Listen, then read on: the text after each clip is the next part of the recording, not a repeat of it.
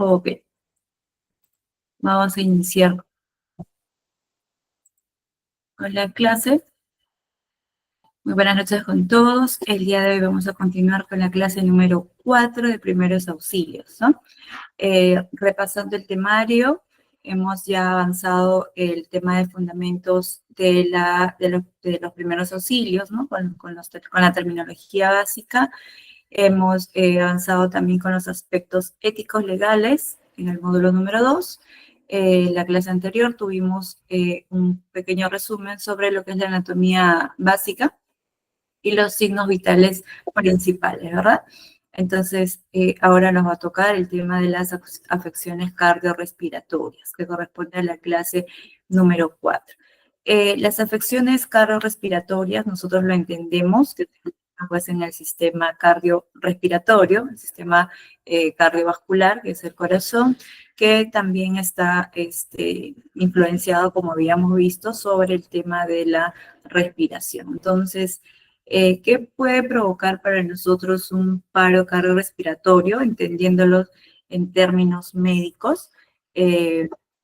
Esta fórmula sencilla que les voy a presentar es básicamente para nosotros entender en formas generales cuál es la terminología médica de cómo determinamos nosotros que estamos con un paciente que está en un paro cardiorrespiratorio, ¿no?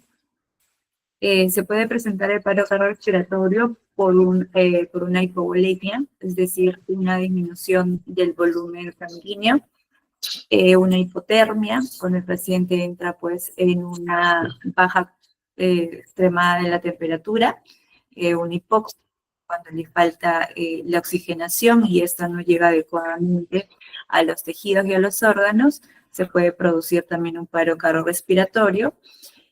Una hiper o una hipocalemia, ¿no? Que tiene que ver con la distribución de potasio en la sangre, y procesos de acidosis, ¿no? En pacientes quizás con diabetes y con alguna enfermedad renal o pacientes con alguna otra enfermedad sistémica, ¿correcto?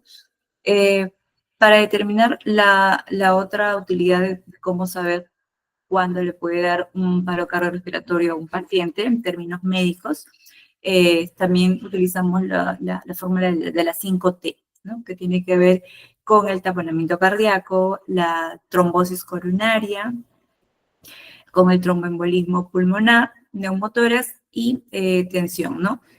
Y algunos productos tóxicos que también pueden producir un paro cardiorrespiratorio. Esto es en términos generales las causas médicas que pueden llevar a un paciente a un paro cardiorrespiratorio. ¿Por qué comprender esto? Porque es necesario nosotros entender que la situación de un paro cardiorrespiratorio es una situación bastante delicada, que compromete la vida del paciente, no solamente en el aspecto de dejar de respirar o dejar de latir el corazón, sino que detrás de eso el paciente puede tener una patología que nosotros desconocemos. Por eso es importante, como habíamos indicado a inicios del taller, de los cursos, que es importante valorar en qué situación nos encontramos.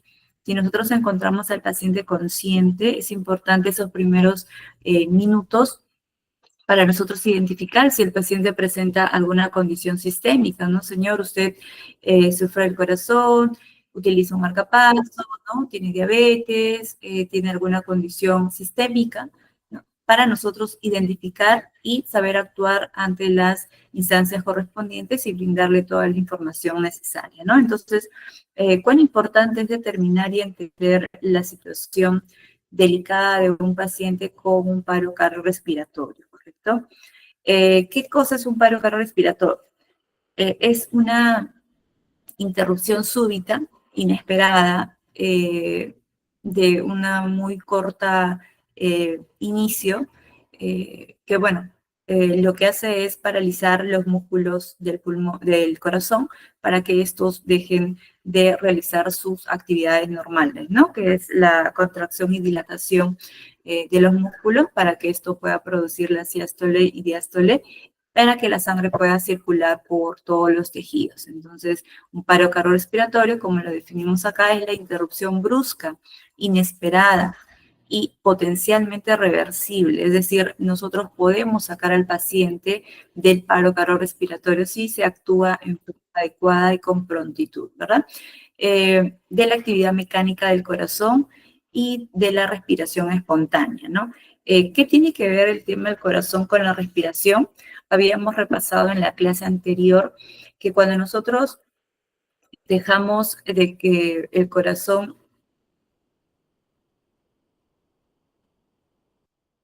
Un minutito, por favor.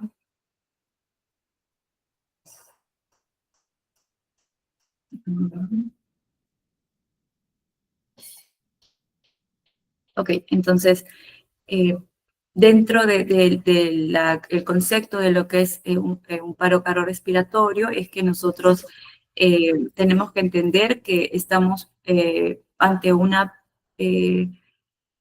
una corta súbita de la función normal del corazón, que es el bombeo de la sangre. Y cuando no llega la sangre hacia el cerebro o hacia otros órganos, puede producir otros daños secundarios, ¿no? Entonces ahí vemos pues claramente la relación de lo que es el corazón con el pulmón. Cuando nosotros dejamos de oxigenarnos también,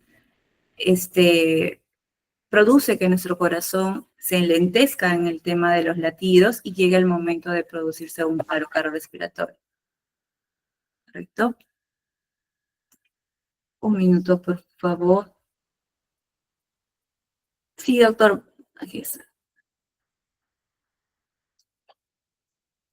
Ok, entonces continuamos con la clase que es sobre soporte vital básico, ¿no? ¿Qué es lo que indica el soporte vital básico? Es un conjunto de procedimientos que nosotros tenemos que realizar y tener en cuenta de que nosotros necesitamos primero estabilizar al paciente y conocer todos los términos adecuados para poder nosotros eh, llevar a cabo una adecuada, un soporte cardiovascular, ¿no? A ver, nosotros habíamos identificado en las clases anteriores sobre los métodos PAS, ADVI y POS, ¿correcto? El método PAS es el tema de poder nosotros identificar al paciente en una primera instancia, ¿no? Que es el proteger, el auxiliar y el socorrer, ¿no? O el avisar y el socorrer. Entonces,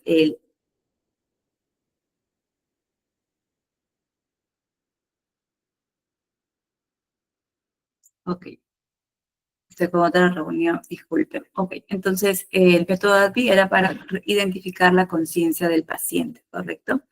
El método VOS es para poder identificar inmediatamente si el paciente se encuentra respirando o no respirando, ¿no? Entonces, para nosotros identificar e iniciar con un proceso cardiorrespiratorio.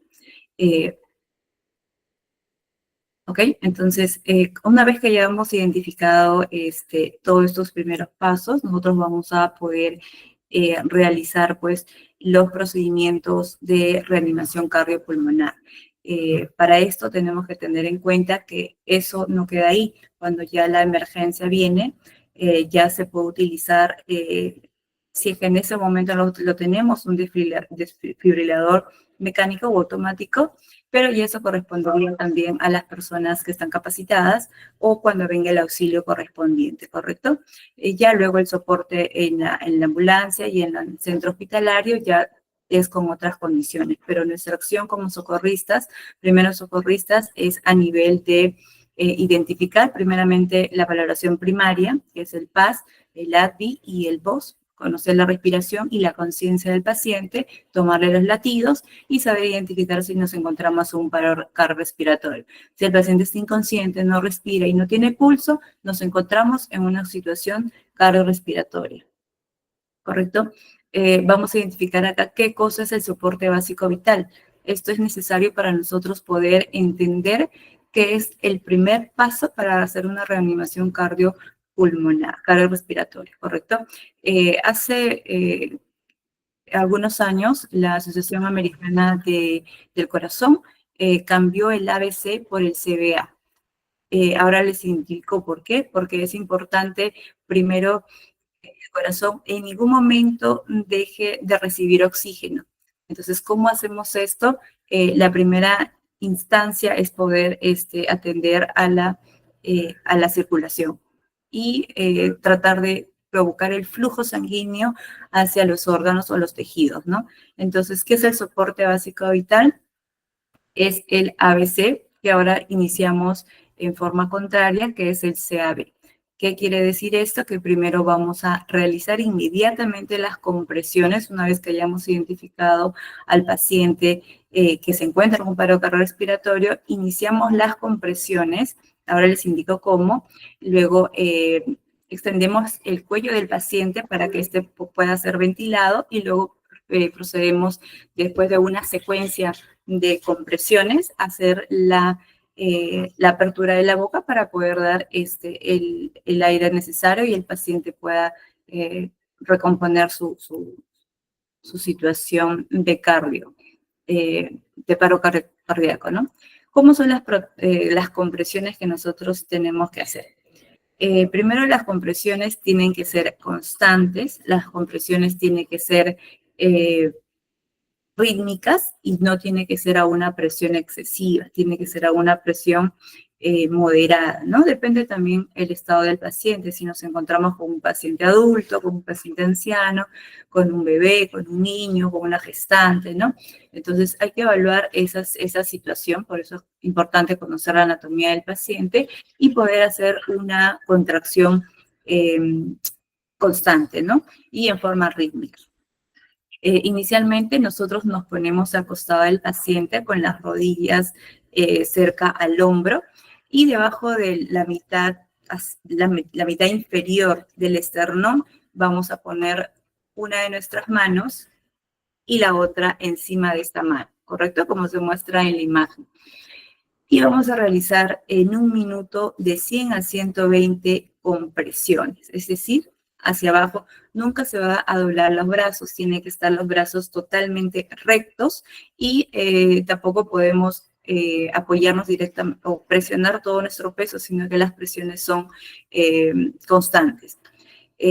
No se debe presionar hasta el fondo, sino aproximadamente 5 centímetros para nosotros llegar a estimular el músculo cardíaco, ¿no?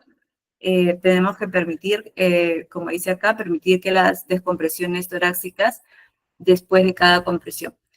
Es decir, las compresiones sean en menos de 5 o 10 segundos y volver a realizar las compresiones. O sea, no debe frenarse el tema del frenado de la compresión, ¿correcto? Permitir la reducción de las pausas, que sean menos de 10 segundos, como les había indicado, hacer la ventilación cada 30 compresiones, hacer dos ventilaciones, es decir, 2 respiraciones. Cada ventilación debe durar más o menos 1 segundo y evitar pues que el paciente pueda dejar de tener esas compresiones por muy largo tiempo, o sea, 1 minuto, 2 minutos, es bastante tiempo para el paciente que dejemos de hacer las compresiones. Podemos solicitar el recambio hasta que venga otra persona y venga el auxilio necesario, pero siempre es importante hasta que el paciente recupere sus signos vitales, no dejar de hacer las compresiones.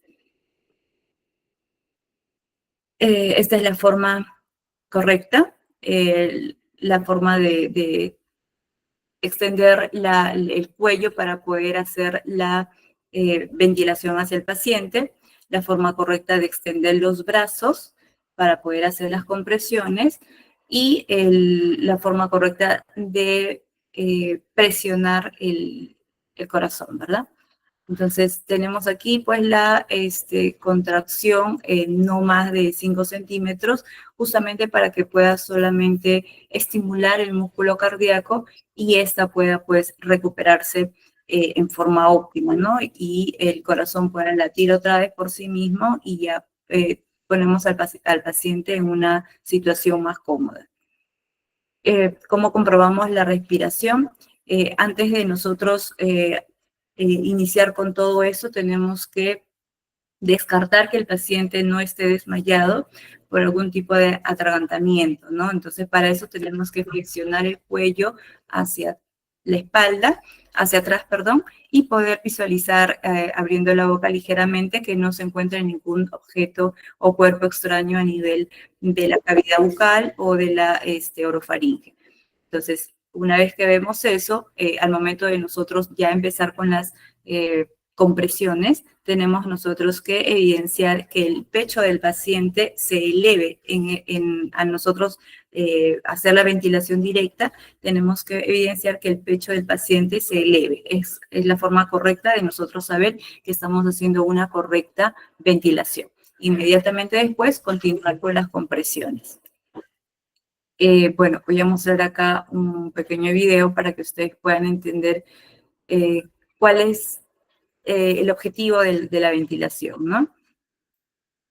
A nosotros tener el constante presión, la constante presión sobre el tema del corazón, lo que vamos a hacer es que el corazón, que el fluido sanguíneo no deje de circular. Al no dejar de circular va a haber un intercambio mínimo de oxígeno, pero va a evitar que los tejidos y los músculos puedan dejar de perder esta ventilación o este oxígeno, ¿correcto? Entonces, es necesario que las compresiones sean constantes y la pausa entre ellas sea menor. ¿Y qué pasa si dejamos de hacer las pausas?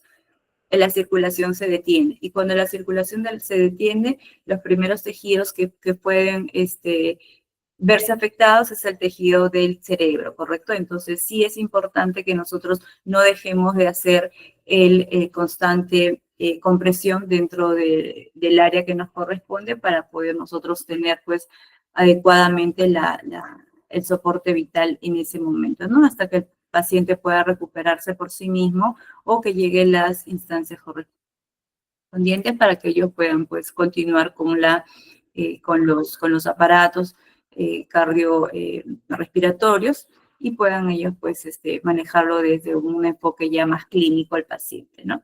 Entonces, voy a dejarles unos segundos para que puedan ustedes presentar sus preguntas y aquí los leo, por favor.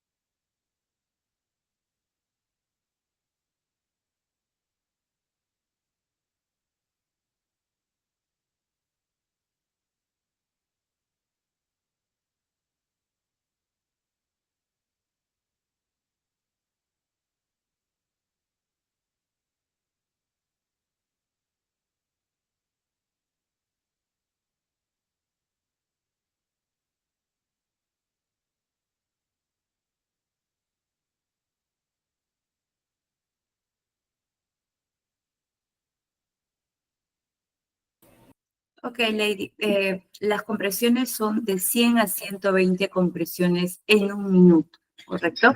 Es decir, si nosotros contamos cada segundo, es aproximadamente hacer 2 compresiones en cada segundo, ¿correcto? Es lo correcto.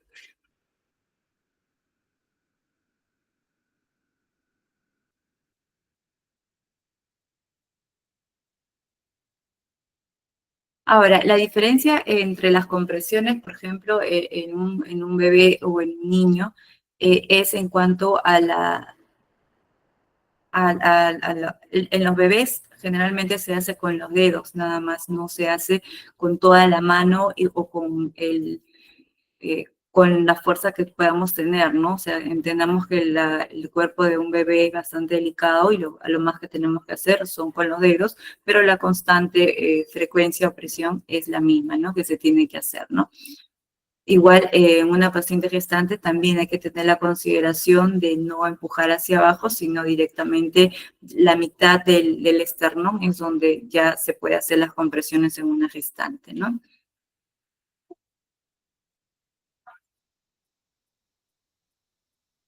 Sí, claro que sí, Denise, se puede tener esa salvedad y por eso justamente se tiene que tener las consideraciones de no hacer una presión excesiva, sino es solamente un masaje para nosotros poder ventilar adecuadamente al paciente, ¿no? Para nosotros llegar a ser eh, un flujo constante y que el corazón pueda hacer la simulación del corazón a nivel circulatorio. No es que sea una presión excesiva o con todo nuestro peso nos vamos a apoyar al paciente. Esto puede lastimar no solamente a nivel de las costillas, ¿no? Que se pueden fisurar o se pueden fracturar y esto produciría un daño mayor, ¿no? Sí, las diapositivas las pueden compartir con el administrador del grupo. Con ellos pueden coordinar, por favor, para que puedan enviarle. De las 5 clases, ya estoy mandando progresivamente las diapositivas de cada una de las presentaciones que estamos desarrollando para que ustedes puedan, pues, revisarlas, ¿no?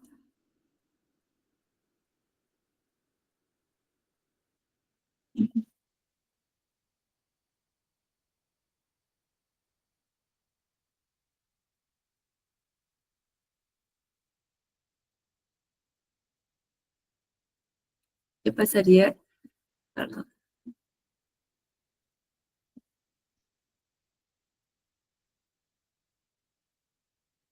Nosotros como personal socorrista tenemos también responsabilidades legales si es que nosotros hacemos algún daño mayor al paciente por el hecho de no estar capacitados adecuadamente, ¿no? Por eso es importante que estos cursos también sean prácticos, no solamente teóricos, ¿no?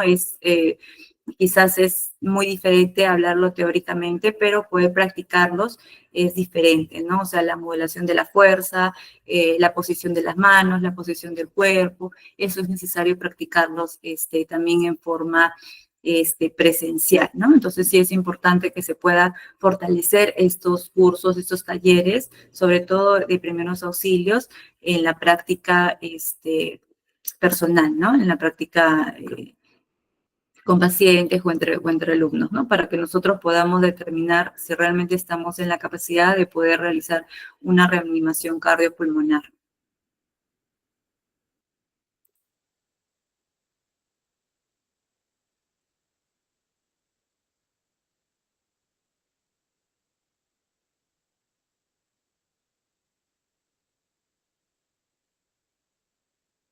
Sí, también hay dispositivos que son automáticos, que sirven para poder hacer la reanimación cardiopulmonar, pero de igual forma, ¿no? Se tiene que tener la capacitación, se tiene que tener, pues, el expertise de poder usarlo directamente en un paciente y siguiendo, pues, el protocolo de atención de cada uno de los insumos, ¿no? Según cada casa que fabrica esos productos, te dan las indicaciones, ¿no? De cuánto es el voltaje, cómo debes ponerlo, dónde debes poner los sensores para que puedas tú realizar un adecuado masaje cardíaco mediante impulso eléctrico, ¿no? Eso es importante también entenderlo. Se puede realizar si es que lo tenemos a la mano, sí, pero tenemos que estar capacitados para ello, ¿no?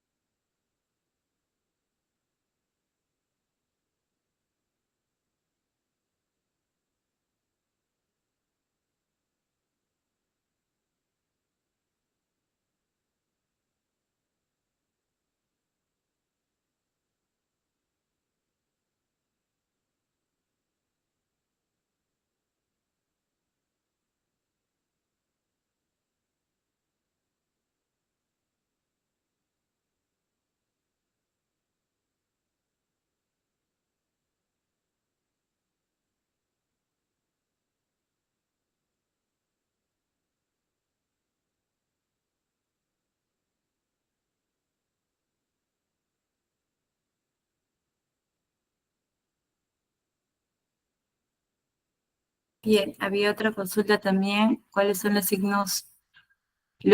¿A qué te refieres, Lady, con los signos? Ah, bueno, el tema en los niños es evidenciar el tema de la cianosis, ¿no? Cuando los labios empiezan a poner cianóticos, azulados, es cuando el paciente está dejando de tener flujo sanguíneo y no está llegando la sangre adecuadamente a esos tejidos, ¿no? Que también lo podemos evidenciar en la yema de los dedos o igual de las manos o de los pies y vemos que la coloración está cambiando, entonces vemos que la condición del paciente pues está cambiando, ¿no? Entonces ese es un signo de saber que el paciente está dejando de recibir el correcto flujo de oxígeno en los tejidos.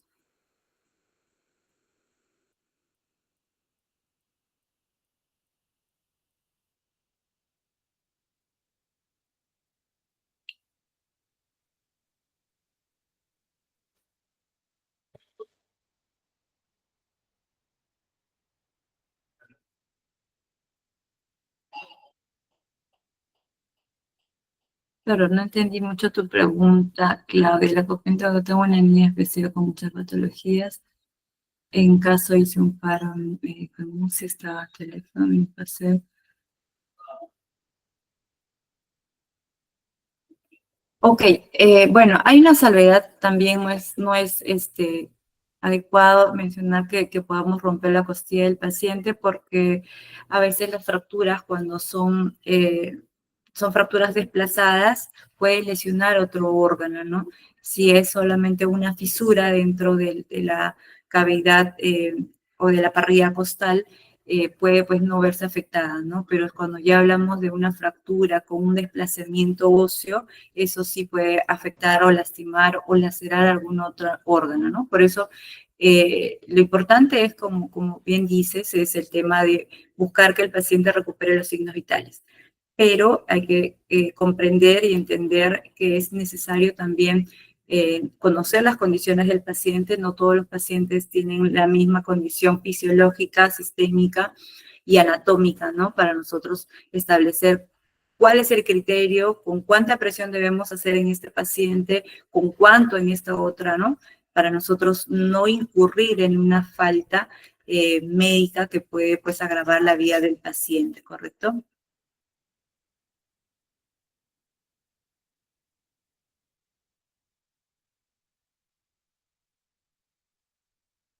Igual, en caso de ahogamientos y vemos que el paciente está en un paro cardiorrespiratorio, tenemos que seguir con los pasos que se había indicado previamente, ¿no? Entonces, el tema de la reanimación cardiopulmonar, primero evidenciar que no haya un objeto o un cuerpo extraño a nivel del orofaringe y podemos realizar las compresiones, pues, ¿no? Inmediatamente eh, realizar la reanimación cardiopulmonar, ¿no?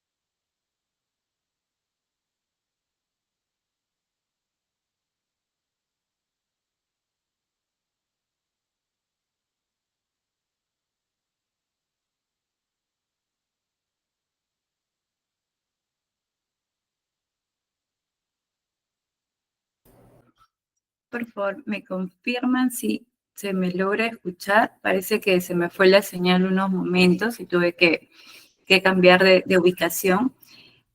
A ver, las disculpas del caso. Continuamos con si había alguna pregunta adicional. No, se me fue la señal, disculpen, por eso es que no me apareció. Ok, ok. Sí, bueno, fue un tema fue un tema de la señal y tuve que salir a otro sitio para poder conectarme otra vez. Bien, entonces voy a hacer, quizás algunos se pudieron conectar después. Voy a hacer un resumen sobre el tema que hemos comentado, ¿ya? Correcto, vamos a ver. Habíamos comentado que el paro cardiorrespiratorio es en forma brusca, inesperada y potencial sobre el funcionamiento del corazón. Directamente nosotros podemos identificar esto en forma de un desmayo, en forma de mareos que previamente el paciente pueda tener y físicamente nosotros vamos a ver que los signos son inconsciencia y falta de respiración, ¿no? Como nosotros identificamos esto, como habíamos mencionado en la clase anterior, el tema de la medición del pulso, ¿correcto? ¿Cómo hacemos nosotros la identificación de la respiración? Pues viendo el movimiento abdominal o torácico del paciente. Si no sentimos eso, acercándonos al paciente para poder sentir si el paciente está respirando, ¿correcto? Una vez que identifiquemos que el paciente está inconsciente, no presenta respiración y no presenta pulso, podemos determinar que está entrando en un paro cardiorrespiratorio y tenemos que descartar que no haya alguna obstrucción en la vía aérea, ¿no? En la vía orofaringe, ¿no? Entonces, principalmente, repasando, antes de iniciar el soporte básico vital, tenemos que hacer la valoración primaria, que es el PAS, el método PAS, que ya habíamos comentado en la primera clase, el método APDI, que es para entender la conciencia del paciente, y el método VOS, ¿no? De poder saber si está respirando o no adecuadamente, ¿no? Una vez que hayamos identificado eso, llamar a emergencias e iniciar el proceso cardiorrespiratorio hasta que vengan las instancias correspondientes. Este protocolo del ABC ha sido modificado por la Asociación Americana del Corazón, para nosotros realizarlos en forma inversa, ¿no? Empezamos con el CAP, que es primero las compresiones, luego habilitamos la vía aérea y luego brindamos la ventilación. Ese es el método adecuado. ¿Por qué se hizo eso? O sea, ¿por qué se cambió el ABC al CBA? Porque justamente se determinó que esos primeros minutos que el paciente deja de recibir mientras nosotros colocamos la cabeza flexionada, ponemos al paciente en posición, nosotros nos acomodamos, esos minutos que podamos perder, que pueden ser 3, 4, 5 minutos, el principal órgano que deja de recibir el oxígeno es la sangre, perdón, es el cerebro. Entonces, la sangre no llega al cerebro y lo que ocurre es de que pueda producir muerte de las neuronas, ¿no? Entonces, eso es lo que se quiere evitar y por eso es que se realiza inmediatamente las compresiones. Una vez que ya hemos identificado que no presenta signos vitales, inmediatamente hacemos las compresiones y luego la ventilación, ¿correcto? Justamente eso es lo que se determinó en la modificación del ABC al CAB. Las presiones tienen que ser constantes, firmes, profundas, no más de 5 centímetros y de 100 a 120 repeticiones o contracciones por cada minuto, ¿correcto? Descansar 1 o 2 segundos para poder hacer la ventilación al paciente y continuar con las compresiones cada 100 a 120 compresiones por minuto hasta que llegue el auxilio correspondiente, ¿correcto? Mantener la cabeza flexionada hacia atrás del paciente para nosotros tener adecuadamente la ventilación que le vamos a hacer. Al momento de hacer la ventilación tenemos que comprobar que el pecho del paciente pueda inflarse y nosotros otra vez empezar a hacer las contracciones, ¿no? El descanso entre dejar de hacer las compresiones y hacer la ventilación no debe ser más de 10 segundos, porque en esos 10 segundos otros órganos, otros tejidos van a dejar de recibir el flujo sanguíneo y eso significa que va a dejar de tener oxígeno, ¿no? Entonces puede ocurrir ahí alguna muerte de algún tejido o alguna célula. Aquí está la foto para que puedan ver y cómo es el posicionamiento de cada uno de los pasos. Tenemos que comprobar, como dije, el tema de la apertura, que la vía aérea esté con un flujo constante, que no haya nada que se obstruya y sobre todo acá verificar el tema de la importancia del corazón, ¿no? O sea, ¿qué es lo que vamos a hacer con las contracciones? Vamos a hacer un bombeo, vamos a ayudar al corazón a nosotros bombear y que este flujo sea pues directo hacia el cerebro y hacia otros órganos cercanos, ¿no? Entonces, la constancia es importante, la presión también es constante, podemos frenar de 3 a 5 segundos mientras hacemos la ventilación, pero el flujo sí es constante, ¿correcto? Las repeticiones, como dije, son de 100 a 120 compresiones por minuto, y si dejamos de hacer presión, lo que ocurre es que el flujo sanguíneo se paraliza también. ¿Y qué es lo que ocurre? Deja de llegar oxígeno al cerebro o a otros órganos, ¿no? Por eso es importante no dejar de hacer las compresiones correctas. Ok, esa es la técnica adecuada para nosotros mantener al paciente vivo durante los segundos que pueda llegar los paramédicos, ¿correcto? Bien, eso sería la clase del día de hoy. Y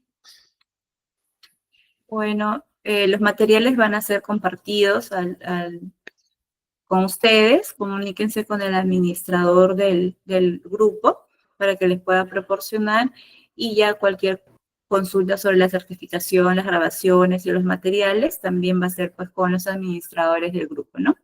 Entonces, bueno, ¿alguna otra pregunta más? Está faltando una clase, la clase número 5.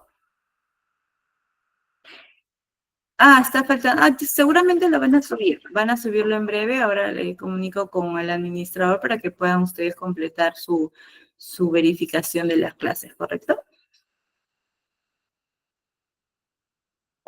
Ok, Abigail.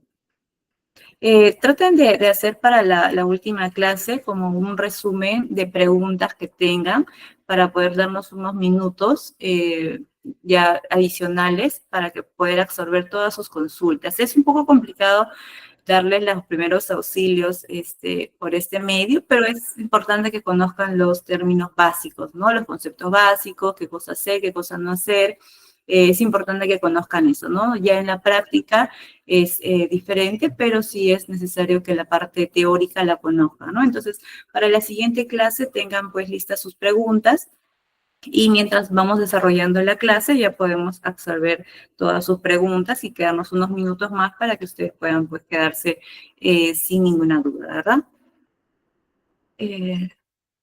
Bien, entonces eso sería todo por ahora. Anoten sus preguntas. Hemos hablado sobre términos básicos, sobre tema ético-legal, sobre anatomía básica, signos vitales. La clase de hoy día, que es reanimación cardiopulmonar. La siguiente clase vamos a hacer lo que es fracturas, hemorragias y atragantamiento, que son también los más frecuentes, ¿no? Los más frecuentes que evidenciamos y cómo debemos socorrer en ese momento, ¿no? Entonces, tratemos de tener las preguntas listas y podamos, pues, ustedes queden satisfechos con las respuestas o las dudas que tengan en su momento, ¿no? Los niños se sabe cuándo es un paro. Sí, la maniobra examen la vamos a hacer en la siguiente clase. El tema de los niños, como digo, o sea, el primer signo para nosotros evidenciar si el paciente está entrando en un paro cardiorrespiratorio es la falta de la ventilación. Y luego la pérdida de la frecuencia cardíaca, que vendría a ser el pulso. empezamos a sentir el pulso débil o hasta que dejamos de percibirlo, ¿no? Entonces, cuando ya el paciente entró en un paro cardiorrespiratorio. El tema en los niños es de igual forma, pero hay que evidenciar primero que no tengan otras condiciones para nosotros poder hacerle la reanimación cardiopulmonar. Si es un accidente, un traumatismo, ¿no? Evidenciar que realmente no exista otro indicio de fractura, hemorragia o algo que nos pueda a nosotros limitar en hacer una reanimación cardiopulmonar. Sí, la siguiente clase, Abigail, ahí nos vamos a ver. Ya. Bueno, muy buenas noches con todos. Ya nos vemos en la siguiente clase. Conmigo ya hasta la siguiente clase. Gracias.